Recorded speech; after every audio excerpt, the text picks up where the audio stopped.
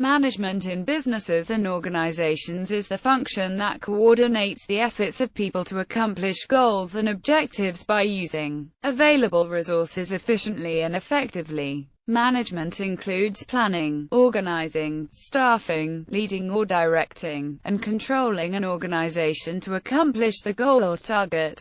Resourcing encompasses the deployment and manipulation of human resources, financial resources, technological resources, and natural resources. Management is also an academic discipline, a social science whose objective is to study social organization. Etymology. The English verb manage comes from the Italian maneggiare, which derives from the two Latin words manus and agere. The French word for housekeeping, menagerie, derived from menager, also encompasses taking care of domestic animals. The French word messenagement influenced the semantic development of the English word management in the 17th and 18th centuries. Note that menagerie is the French translation of Xenophon's famous book O Economicus on household matters and husbandry, while the Italian word maneggiare refers to subaltern responsibilities. The modern Italian language would characterize the work of an executive as gestire.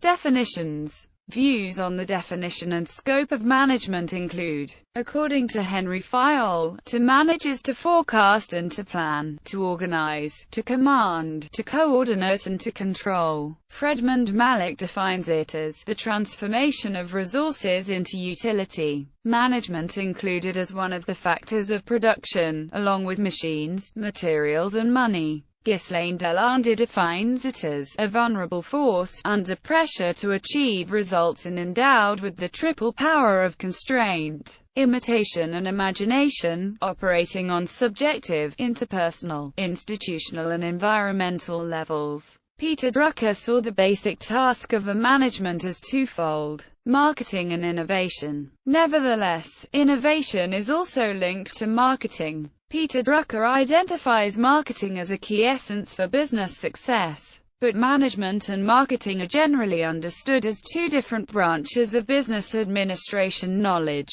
Andreas Kaplan specifically defines European management as a cross-cultural, societal management approach based on interdisciplinary principles. Theoretical scope management involves identifying the mission, objective, procedures, rules and manipulation of the human capital of an enterprise to contribute to the success of the enterprise. This implies effective communication. An enterprise environment implies human motivation and implies some sort of successful progress or system outcome. As such, management is not the manipulation of a mechanism, not the herding of animals, and can occur either in a legal or in an illegal enterprise or environment. Management does not need to be seen from enterprise point of view alone, because management is an essential function to improve one's life and relationships. Management is therefore everywhere and it has a wider range of application. Based on this, management must have humans, communication, and a positive enterprise endeavor.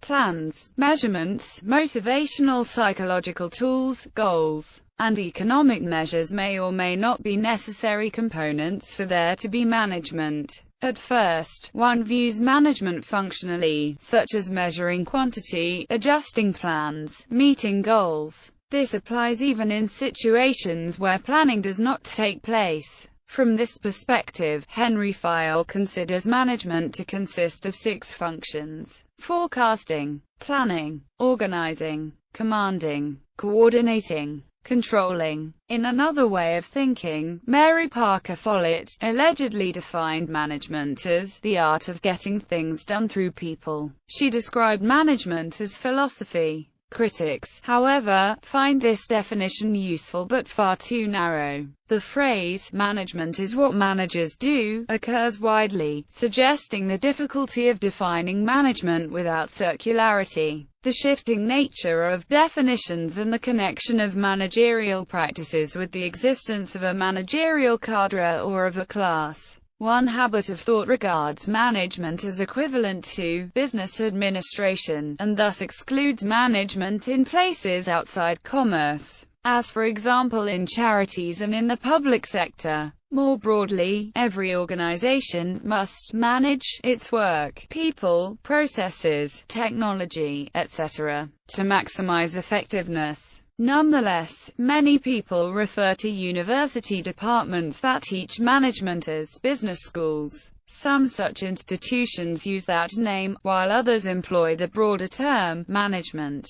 English speakers may also use the term, management, or the management, as a collective word describing the managers of an organization, for example of a corporation. Historically, this use of the term often contrasted with the term, labor, referring to those being managed. But in the present era the concept of management is identified in the wide areas and its frontiers have been pushed to a broader range. Apart from profitable organizations, even non-profitable organizations apply management concepts. The concept and its uses are not constrained. Management on the whole is the process of planning, organizing, staffing, leading and controlling nature of work. In profitable organizations, management's primary function is the satisfaction of a range of stakeholders. In non-profit management, add the importance of keeping the faith of donors. In most models of management and governance, shareholders vote for the board of directors, and the board then hires senior management.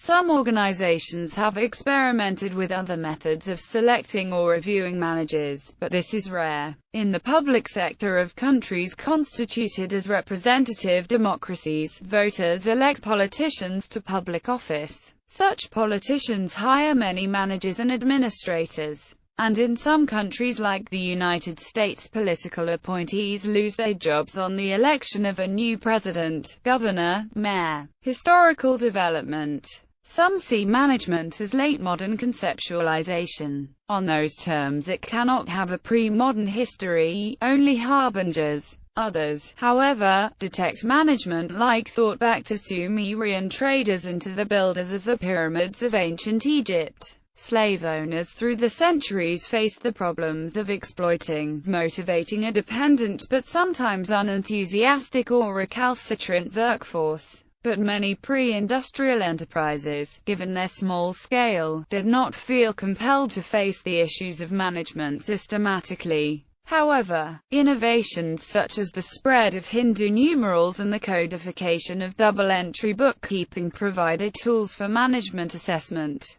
planning and control. With the changing workplaces of industrial revolutions in the 18th and 19th centuries, military theory and practice contributed approaches to managing the newly popular factories. Given the scale of most commercial operations and the lack of mechanized record-keeping and recording before the Industrial Revolution, it made sense for most owners of enterprises in those times to carry out management functions by and for themselves. But with growing size and complexity of organizations, the split between owners and day-to-day managers gradually became more common. Early writing. While management has existed for millennia, several writers have created a background of works that assisted in modern management theories. Some ancient military texts have been cited for lessons that civilian managers can gather. For example, Chinese general Sun Tzu in the 6th century BCE, The Art of War, recommends being aware of and acting on strengths and weaknesses of both a manager's organization and a foe's. Various ancient and medieval civilizations have produced mirrors for princes books, which aim to advise new monarchs on how to govern.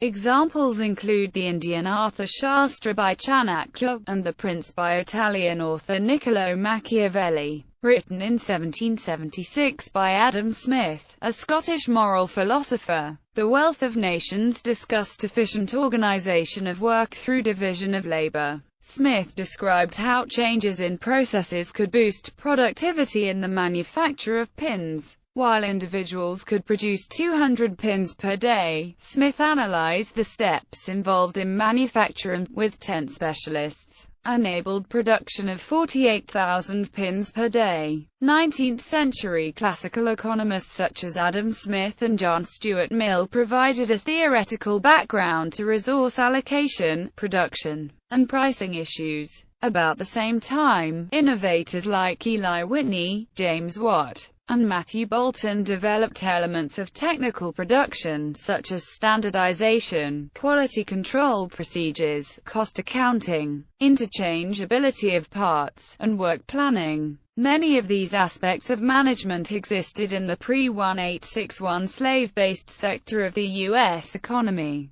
That environment saw 4 million people, as the contemporary usages had it, managed in profitable quasi-mass production. Salaried managers as an identifiable group first became prominent in the late 19th century. 20th century. By about 1900, one finds managers trying to place their theories on what they regarded as a thoroughly scientific basis. Examples include Henry R. Towne's Science of Management in the 1890s, Frederick Winslow Taylor's The Principles of Scientific Management, Lillian Gilbreth's Psychology of Management, Frank and Lillian Gilbreth's Applied Motion Study, and Henry L. Gantt's Charts. J. Duncan wrote the first college management textbook in 1911. In 1912, Yoichi Ueno introduced Taylorism to Japan and became the first management consultant of the Japanese management style. His son Ichiro Ueno pioneered Japanese quality assurance.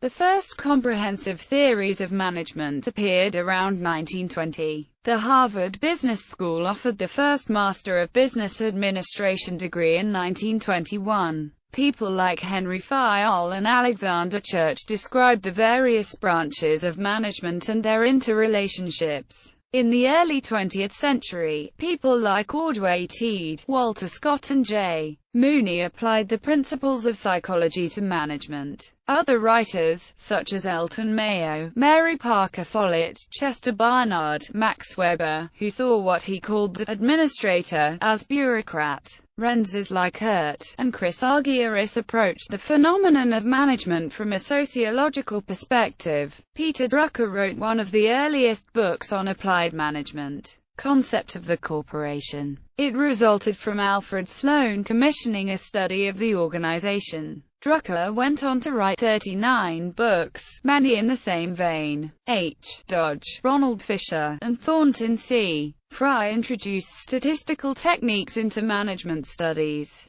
In the 1940s, Patrick Blackett worked in the development of the applied mathematics science of operations research, initially for military operations. Operations research, sometimes known as management science, attempts to take a scientific approach to solving decision problems, and can apply directly to multiple management problems, particularly in the areas of logistics and operations. Some of the more recent, developments include the theory of constraints, management by objectives, re-engineering, Six Sigma and various information technology-driven theories such as agile software development, as well as group management theories such as Cog's ladder. As the general recognition of managers as a class solidified during the 20th century and gave perceived practitioners of the science of management a certain amount of prestige, so the way opened for popularized systems of management ideas to peddle their wares.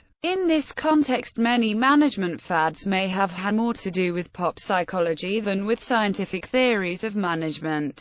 Towards the end of the 20th century, business management came to consist of 6 separate branches, namely, financial management, human resource management, information technology management, marketing management, operations management or production management, strategic management. 21st century. In the 21st century, observers find it increasingly difficult to subdivide management into functional categories in this way. More and more processes simultaneously involve several categories. Instead, one tends to think in terms of the various processes, tasks, and objects subject to management. Branches of management theory also exist relating to non-profits and to government. such as public administration, public management, and educational management. Further, management programs related to civil society organizations have also spawned programs in non-profit management and social entrepreneurship. Note that many of the assumptions made by management have come under attack from business ethics viewpoints, critical management studies, and anti-corporate activism. As one consequence, workplace democracy has become both more common and advocated to a greater extent. In some places distributing all management functions among workers, each of whom takes on a portion of the work. However, these models predate any current political issue, and may occur more naturally than as a command hierarchy. All management embraces to some degree a democratic principle, in that in the long term, the majority of workers must support management. Otherwise, they leave to find other work or go on strike. Despite the move toward workplace democracy, command and control organization structures remain commonplace as de facto organization structure. Indeed, the entrenched nature of command and control is evident in the way that recent layoffs have been conducted, with management ranks affected far less than employees at the lower levels. In some cases, management has even rewarded itself with bonuses after laying off lower-level workers. According to leadership academic Manfred F.R. Ketstavries, a contemporary senior management team will almost inevitably have some personality disorders. Topics. Basics. Management operates through 5 basic functions: planning, organizing, coordinating, commanding, and controlling. Planning, deciding what needs to happen in the future and generating plans for action. Organizing, making sure the human and non-human resources are put into place. Coordinating, creating a structure through which an organization's goals can be accomplished. Commanding, determining what must be done in a situation and getting people to do it. Controlling, checking progress against plans. Basic roles. Interpersonal roles that involve coordination and interaction with employees. Informational roles that involve handling, sharing, and analyzing information. Decision roles that require decision-making. Skills. Management skills include political, used to build a power base and to establish connections. Conceptual, used to analyze complex situations. Interpersonal, used to communicate, motivate, mentor and delegate. Diagnostic, ability to visualize appropriate responses to a situation. Leadership, ability to lead and to provide guidance to a specific group. Technical, expertise in one's particular functional area. Formation of the business policy. The mission of the business is the most obvious purpose, which may be, for example, to make soap. The vision of the business reflects its aspirations and specifies its intended direction or future destination. The objectives of the business refers to the ends or activity that is the goal of a certain task. The business's policy is a guide that stipulates rules, regulations, and objectives, and may be used in the manager's decision-making. It must be flexible and easily interpreted and understood by all employees. The business's strategy refers to the coordinated plan of action it takes and resources it uses to realize its vision and long-term objectives. It is a guideline to managers, stipulating how they ought to allocate and use the factors of production to the business's advantage. Initially, it could help the managers decide on what type of business they want to form. Implementation of policies and strategies. All policies and strategies must be discussed with all managerial personnel and staff. Managers must understand where and how they can implement their policies and strategies. A plan of action must be devised for each department. Policies and strategies must be reviewed regularly. Contingency plans must be devised in case the environment changes. Top-level managers should carry out regular progress assessments. The business requires team spirit and a good environment. The forecasting method develops a reliable picture of the business's future environment. A planning unit must be created to ensure that all plans are consistent and that policies and strategies are aimed at achieving the same mission and objectives. All policies must be discussed with all managerial personnel and staff that is required in the execution of any departmental policy. Organizational change is strategically achieved through the implementation of the 8-step plan of action established by John P. Cotter. Increase urgency, get the vision right, communicate the buy-in, empower action, create short-term wins, don't let up, and make change stick. Policies and strategies in the planning process. They give mid- and lower-level managers a good idea of the future plans for each department in an organization. A framework is created whereby plans and decisions are made. Mid- and lower-level management may add their own plans to the business's strategies.